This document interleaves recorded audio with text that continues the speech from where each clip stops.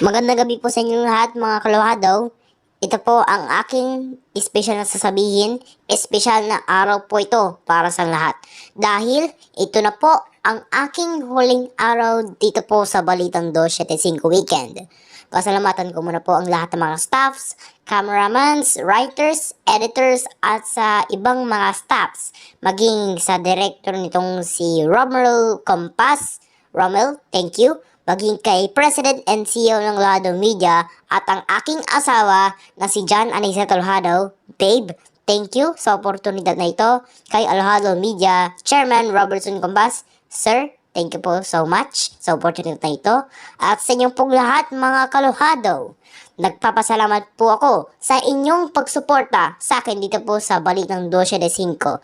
Makakaasa po kayo na patuloy pa rin ang aking pagdilingkod dito po sa Lohado Integrated News at Lohado Media. Sa muli, huli kong pagkakataon, Shaina Lohado po, ang inyong naging kasangga ng Balitang 275 Weekend. Sa huli kong pagkakataon, maraming salamat. Good luck pala kay Ma'am Shaina. Siya ay anchor matapos mahigit 4 na buwan na siya nagkasalo sa balita. Tama ka dyan, Lance. So simula bukas, ako ang inyong bagong kasangga dito sa Balitang 275 Weekend. So Ma'am Shaina, I will continue your legacy. Okay, extra na tayo. At yan, ang isang araw na naman na hitik sa impormasyon at mga kaganapang kailangan ninyong malaman. Ako po, si Lance Sarmiento.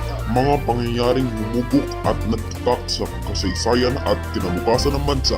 Ako po, si Raul Belmonte. Patuloy kaming tututok anumang oras, anumang hamon. Ako, si Isabel Martinez, ang inyong natutunghayan ang Balitang 275 Weekend.